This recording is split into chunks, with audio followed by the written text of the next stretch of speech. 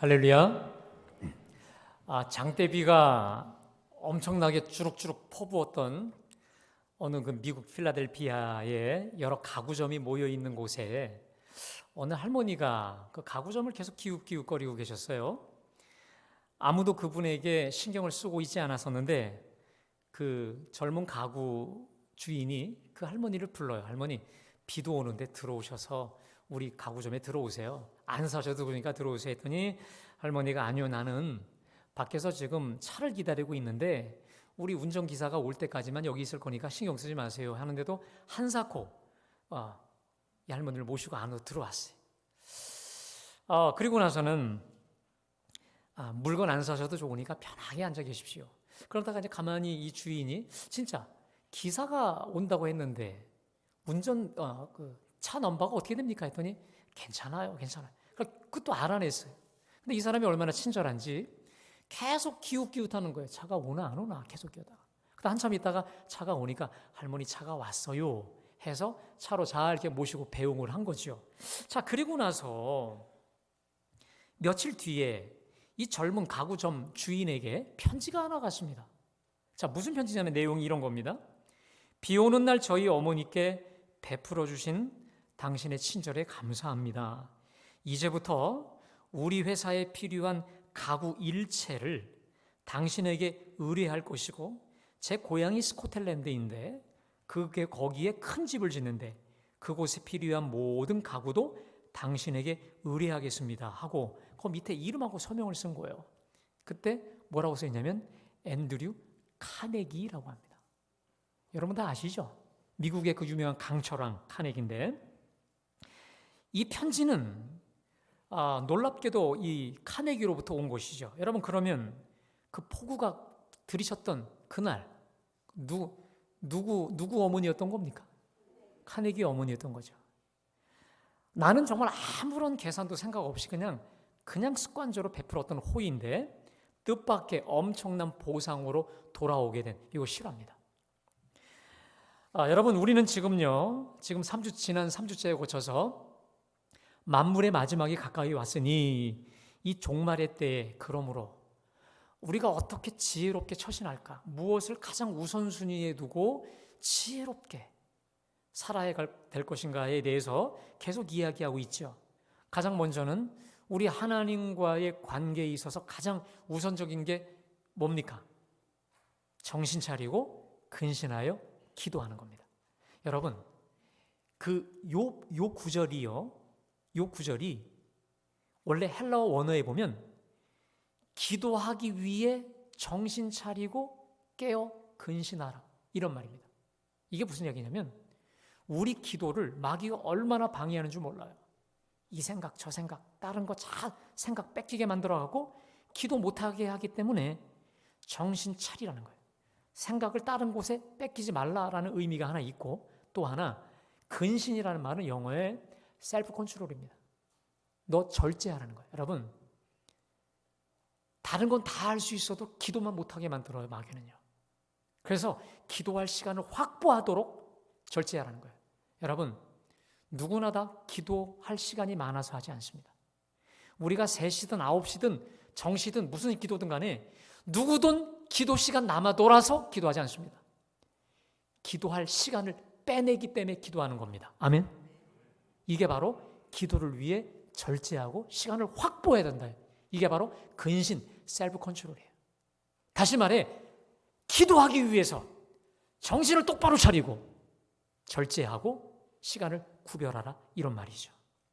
다시 말하면 우리 하나님과의 관계에 있어서 최우선순위는 기도인데 기도가 하나님을 기쁘시게 하고 기도하는 우리를 즐겁게 기쁘게 복되게 하는 줄로 믿습니다. 자, 그리고 지난주에는 우리 사람들과의 관계에 있어서 무엇보다도 우선적인 거 8절 말씀처럼 무엇보다도 뜨겁게 서로 사랑할지니 라고 말씀드렸죠. 그러면서 사랑의 본질은 한번 따라 할까요? 사랑은 허다한 죄를 덮느니라.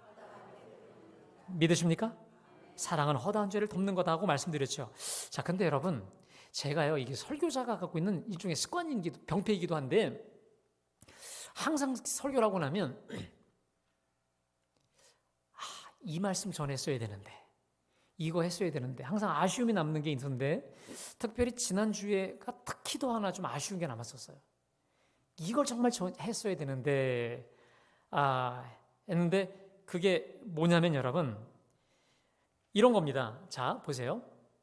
사랑은 허다한 죄를 덮는다. 이 말이 뭐냐면, 사랑이 허다한 죄를 덮는다는 것은 이런 겁니다. 좀 봐주는 거예요. 따라합시다. 좀 봐주는 거. 허다한 죄를 덮는다는 게 그 뜻입니다.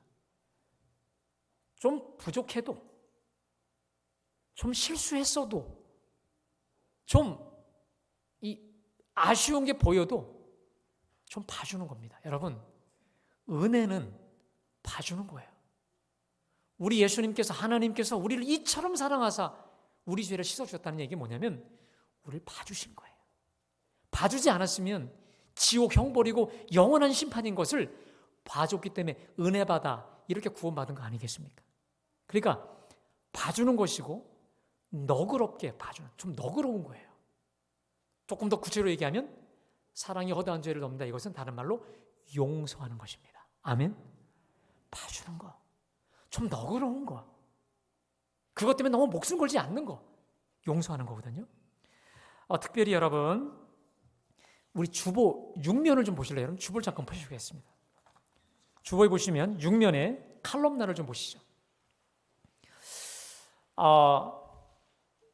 이번에 칼럼란에 제가 이 원수 사랑에 대한 걸 좀 실었는데, 이 정연이라고 하는 유명한 소설가입니다. 자, 제가 볼 때는 이분이 하나님께로 받은 시 같아요. 기도시 같아요. 제가 좀 읽어드릴게요. 원수를 사랑하라. 원수를 사랑하여라. 무슨 말입니까, 주여? 내 하나님이여, 이 무슨 말씀입니까? 내게는 그리도 엄격하시면서 어찌 내 원수에게 그리 관대하십니까? 보아라, 나와 함께 있는 것아, 내가 원수와 똑같은 얼굴이 되는 것을 나는 참을 수 없구나. 제가 사실 이 시를 봤을 때 굉장히 저에겐 충격이면서 참 은혜였거든요. 아마도 계시적으로 하나님이 주신 기도의 응답이 아닌가 싶습니다. 여러분, 우리가요, 누군가를 향해 좀 봐주고 용서하고 너그러워져야 될 이유가 있습니다. 그것은요, 누구를 위한 게 아닙니다. 누구 원수를 위한 게 아니라 결국 누구를 위한 걸까요? 나를 위한 거예요. 오늘 이 시처럼 내 사랑하는 이것아, 내가 원수와 똑같이 흉측하고 무서운 얼굴 되는 걸 내가 싫다는 거예요. 여러분, 이게 무슨 말입니까? 여러분들이 만일 누구를 향해 계속 미워하고 용서를 하지 못하고 미움의 칼을 갖고 있잖아요. 그럼 어떤 일이 벌어지냐면 다른 게 문제가 아닙니다. 왜 여러분이 손해냐? 그 미움을 타고 마귀가 들어온다는 거예요. 자, 여러분, 이 사실을 에베소서 4장 26절, 27절에서 이렇게 경고하시는데, 여러분, 이 구절은 여러분들이 반드시 꼭 암송하시기 바랍니다. 우리 다 같이 봉독합니다. 시작. 죄를 짓지 말고 해가 지도록 분을 품지 말라. 마귀에게 틈을 주지 말라. 그러니까 해가 지도록 분을 품지 말고 계속해서 용서하지 못하는 마음을 품게 되면 마귀가 그 틈을 타고 들어와서 나를 지배해요. 내 주인이 돼요. 그리고 나를 마구 해집고 돌아다녀요. 그러다가 결국 내 인생을 종치게 만든다는 거예요. 그래서 여러분, 누가 이런 말 합니다. 너 자신을 위해서도 용서하고 축복하라는 거예요. 여러분, 그래서 어느 분이 이런 말 합니다. 몹시도 미운 누군가를 향한 최고의 보복이 있다. 그것이 바로 축복이다. 여러분, 좀 웃기죠? 역설적이죠? 누군가를 향한 최고의 보복이 축복이라는 거예요. 아니나 다를까? 베드로전서 3장 9절에 우리 주님이 이렇게 말씀하셨습니다.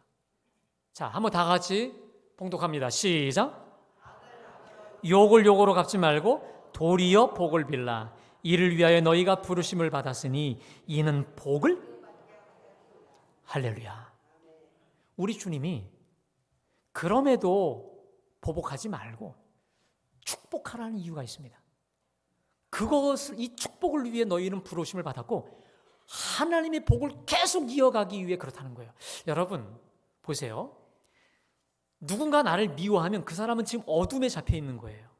자, 근데 나도 역시 그 사람을 똑같이 미워하면 나도 어둠이에요. 여러분, 어둠과 어둠이 만나면 더 센 어둠, 더 센 마귀가 역사하기 때문에 둘 다 죽어요. 그러나 한 사람이 어둠일 때 내가 빛이 되면 이 빛의 영성으로 어둠을 몰아낼 수 있어요. 그러면 그 순간 나도 살고 너도 살아요. 아멘? 따라합시다. 빛의 영성. 여러분, 이게 바로 빛의 영성이에요. 우리 빛의 자녀들, 빛의 사람들은 이 빛의 영성을 가지고 살아갈 때 이 세상을 아름답게 살맛 나는 세상으로 만들어가게 되는 줄로 믿습니다. 여러분, 그래서 우리가 함께 살기 위해 복을 이어가기 위해 축복하는 거예요. 미울수록 더 축복하는 거예요. 열받을수록 더 축복하는 거예요. 그러면 들어왔던 마귀가 한 길로 왔다가 7길로 도망가게 되는 줄로 믿습니다. 여러분, 혹시 여러분 개인이나 여러분 가정적으로 상처나 상해를 입힌 개인의 원수와 가정의 원수가 혹 있을지 모르겠습니다. 그러나 여러분, 제가 꼭 여러분에게 신신당부할게요. 여러분 자신과 여러분의 가정을 위해서 그 상처와 상해를 빨리 매듭하셔야 합니다. 왜냐하면 그 상처를 틈타고 마귀가 들어와요. 온갖 해집고 들쑤시고 정신없이 만들어버려요. 우리를 마귀의 종, 자신의 종, 자기의 종으로 만들어버린다니까요. 여러분, 그렇게 되면 기도가 막힙니다. 그리고 기도가 막히기 때문에 하나님의 은혜도 막혀요. 그래서 하나님과 더불어 이 모든 좋은 것들이 다 막히는 거예요. 여러분, 5월을 계절의 여왕이라고 합니다. 밖에 나가면 정말 얼마나 최고의 계절인지 몰라요. 그런데 계절의 여왕, 아무리 왕비를 할지라도요, 미움과 분노 때문에 지옥을 살 수밖에 없는 거예요.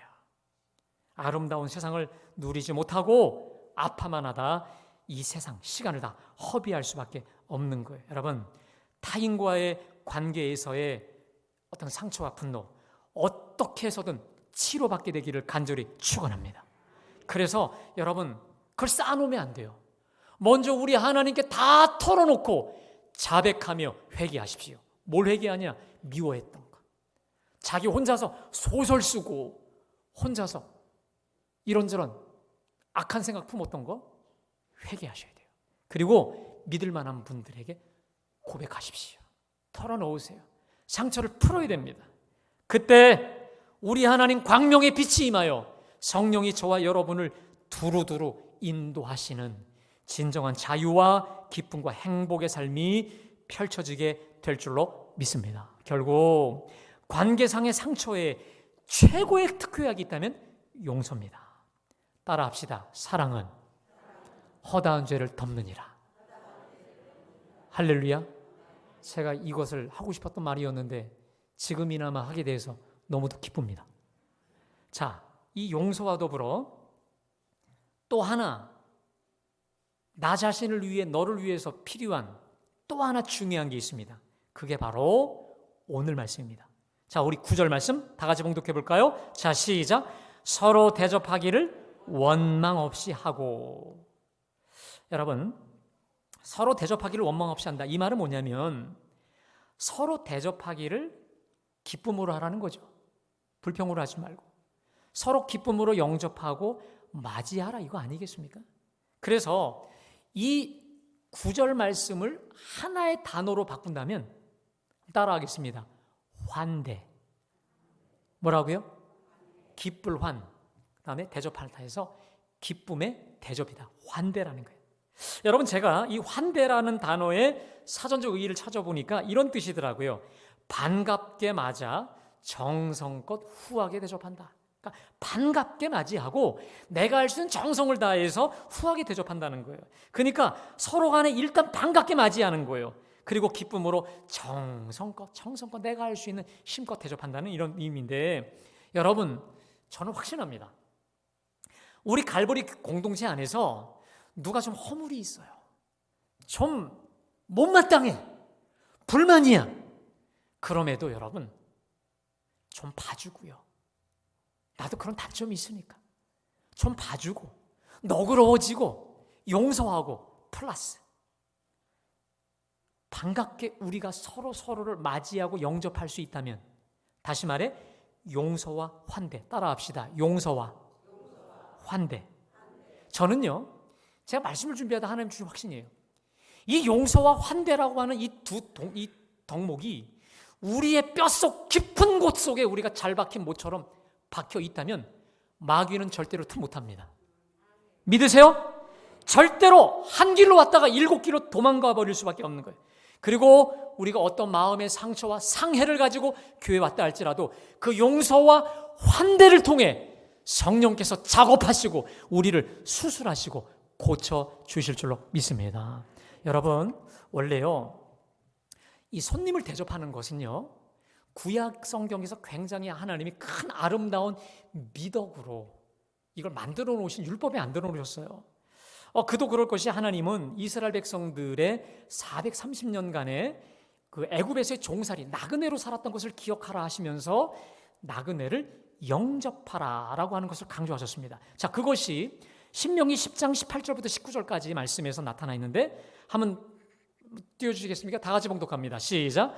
고아와 과부를 위하여 정의를 행하시며 나그네를 사랑하여 그에게 떡과 옷을 주시나니 너희는 나그네를 사랑하라. 전에 너희도 애굽 땅에서 나그네를 사랑하라.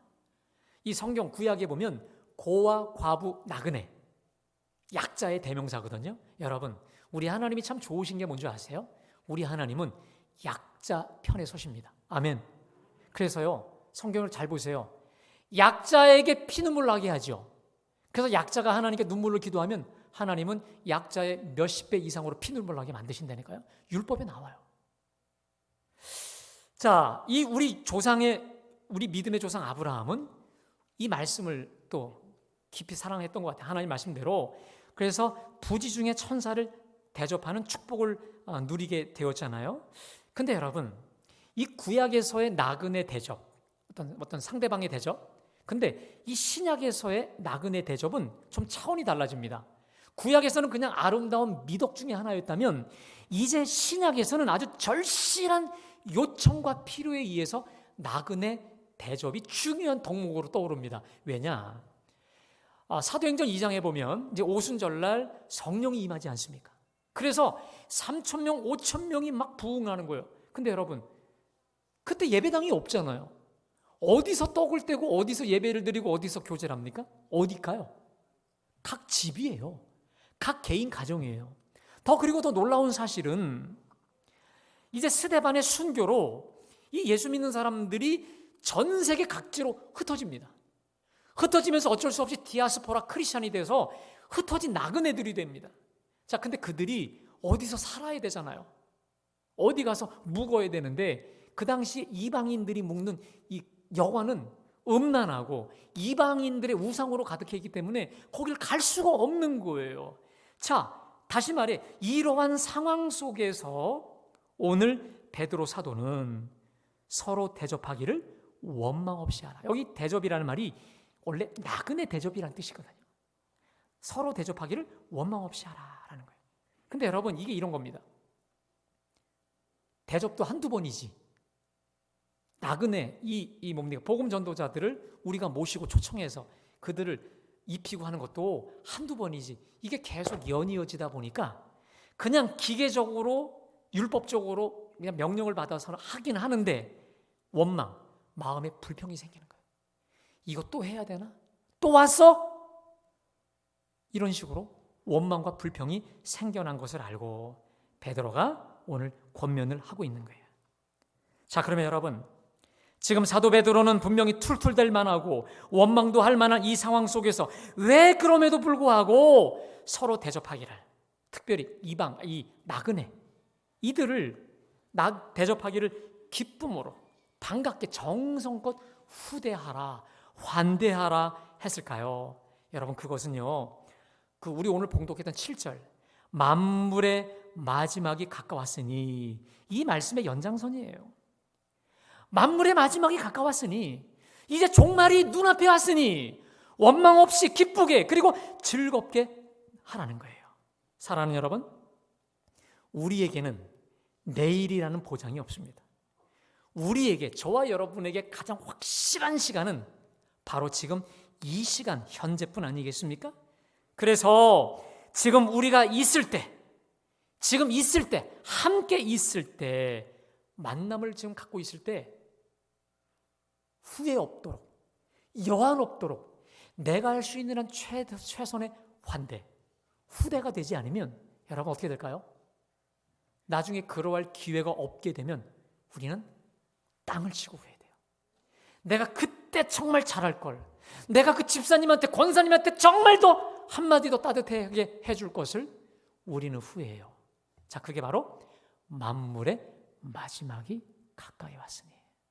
사랑하는 여러분, 다시 못 볼 날이 혹시 있을진데 그때 후회하지 않도록 최선을 다해 환대하고 최선을 다해 선대하고 대접할 수 있는 저와 여러분 되시길 간절히 축원합니다. 그래서 여러분, 우리가 서로 만날 때 마치 이산가족 만나듯이 기쁘고 반갑고 보고 싶고, 헤어질 때 정말 떨어지기 싫어 이러한 마음의 관계고 분위기라면 여러분, 그 교회가, 우리 교회가 바로 천국 아니겠습니까? 정말 살만 나는 천국이 아니겠습니까? 그래서 내가 오늘은 정말 교회 갈 형편이 아니지만 날 기다리고 있는 저 사람, 나를 그토록 몽동아 기다리고 있는 저 장로님, 권사님, 집사님, 성도님이 있기 때문에 내가 교회 간다라고 하면 여러분, 우리 갈보리 교회 여기서 그 어떤 마음의 상처가 치유되지 않겠습니까? 내가 진짜로 교회 올 만한 형편이 아니지만 저분 때문에, 나를 기다리고 있는 저 사람 때문에 갈 거야 라고 누군가에게 떠오르는, 기억되는 저와 여러분이 되시기를 간절히 축원합니다. 내가 정말 교회 갈 수 없지만 가기 싫어도 기다리는 저 사람 때문에, 내가 안 오면 너무도 서운해할 저 사람, 그 한 사람이 바로 우리가 되면 얼마나 좋을까. 제가 여러분, 금주에 굉장히 행복한 사건이 하나 있었습니다. 정말 기쁜 소식을 하나 드렸어요. 어느 성도님이 상담 중에 얘기를 하시는데, 제가 왜 교회를 떠나지 못하는 줄 아세요? 내가 우리 교회를 떠나서 왜 어느 교회로 안 가는 줄 아세요? 그 권사님 때문에. 그 권사님 때문에. 말끝마다 그 권사님 때문에. 누군 줄 아세요? 맞춰보십시오. 제가 너무도 그 권사님이 자랑스러운 거예요. 너무 기쁜 거예요, 제가. 여러분, 내가 누군가에게 그 목사님 때문에, 그 권사님 때문에, 그 장로님 때문에, 그 집사님 때문에, 전사님 때문에 내가 교회를 떠나지 못하고 어려움 중에도 정말 갈 수 없는 형편이 있었는데 내가 교회를 못 떠나고 오고 있어요, 오게 됐어요 라고 하는 그 사람이 여러분들이십니까? 그렇게 되시기를 주님의 이름으로 축복합니다. 여러분, 크리스찬 슈바르츠라는 사람이 있습니다. 이 사람이 자그마치 2년에 거쳐서 6대주, 32개 나라, 1000개의 교회, 다시 말해 작은 교회, 큰 교회, 쇠퇴하는 교회, 부흥하는 교회, 1000교회를 샘플로 연구를 했습니다. 자, 여기서 이분이 연구를 했는데 자연적으로, 그러니까 인위적으로 조작하지 않고 그냥 자연적으로 아이들이 밥 잘 먹으면 잘 크듯이 자연적으로 건강해지고 아주 행복한 성장하는 교회를 연구했는데, 쇠퇴하는 교회와 자연적으로 아주 건강하게 눈에 띌 정도로 건강하게 부흥하는 교회에 궁극적 차이가 있습니다. 뭐가 궁극적으로 눈에 띄냐? 사랑 지수라는 게 눈에 띄더라는 거예요. 다시 말해, 건강하게 부흥하는 교회의 특징일수록 사랑 지수라는 게 굉장히 커요. 높아요. 반대로 침체되는 교회일수록 차갑겠죠.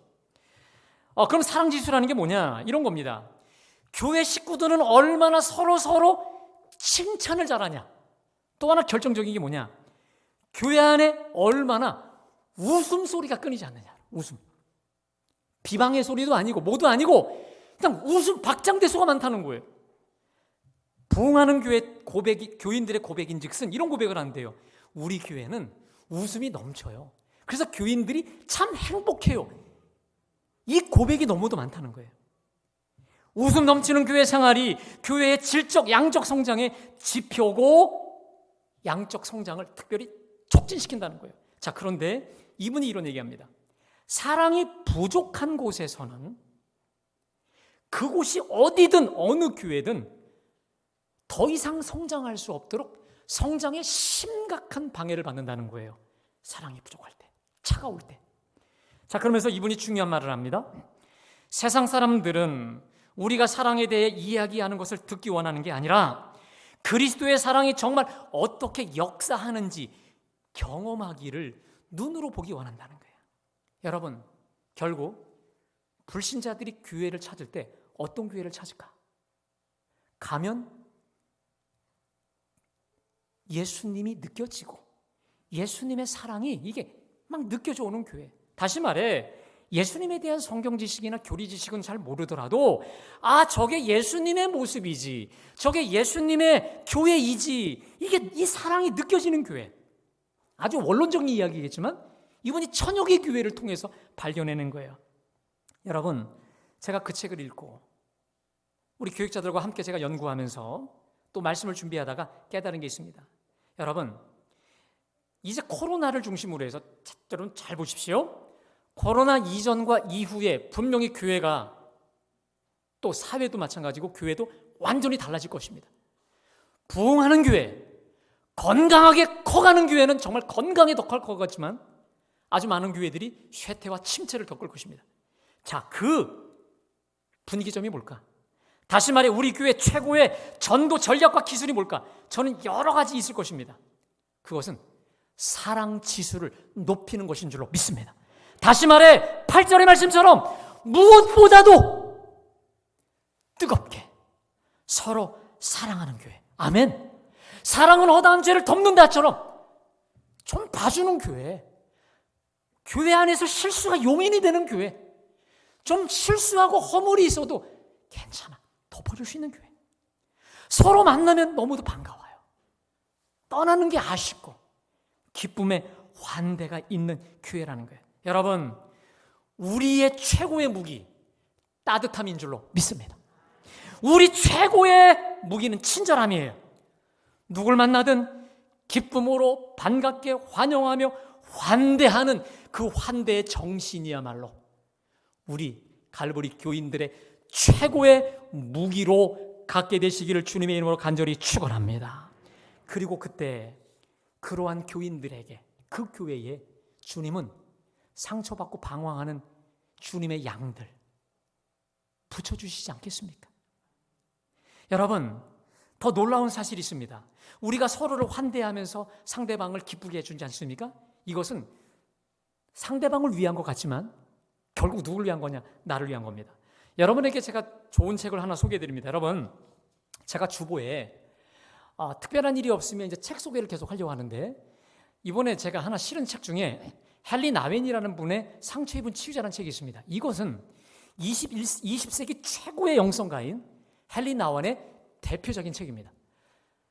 이분은 모든 하나님의 종, 하나님의 사역자들을 이렇게 정의합니다. 상처 입은 치유자다. 무슨 말이냐면 자기도 아직 자기 상처의 붕대를 감아가면서 상처받은 사람을 위해 자기 붕대를 잘라다가 치유하는, 그래서 자기가 받은 상처가 다른 사람 치유의 동력, 촉진제, 약이 되게 만드는 사람이다라고 하는데, 이분의 말에 의하면 내가 상대방의 상처를 치유하면서 역시 자기도 그 치유 공동체에 동참한다는 거예요.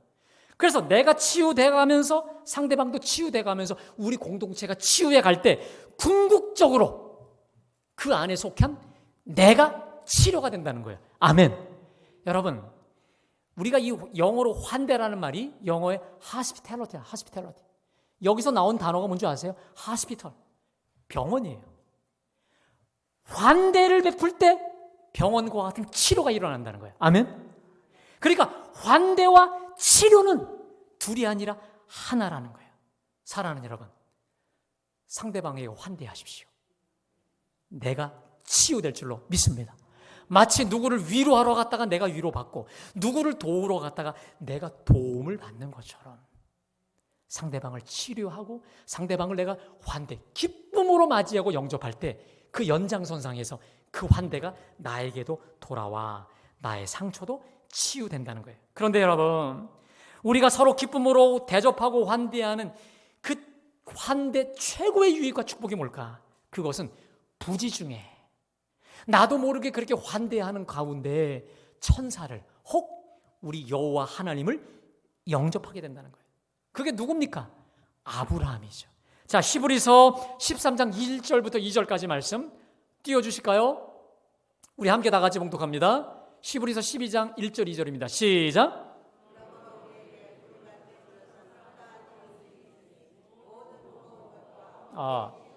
잠깐만요. 죄송합니다. 제가 잘못했습니다. 오늘 우리 읽었던 말씀인데 제가 봉독할게요. 히브리서 13장 1절 2절입니다.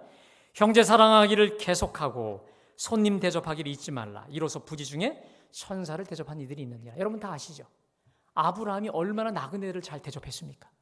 그러다 부지 중에 천사, 특별히 여호와 하나님을 영접해서 그 뒤에 엄청난 축복을 받게 되지 않았습니까? 여러분, 아브라함처럼 부지 중에 천사를 영접하는 축복 누리게 되시기를 간절히 축복합니다.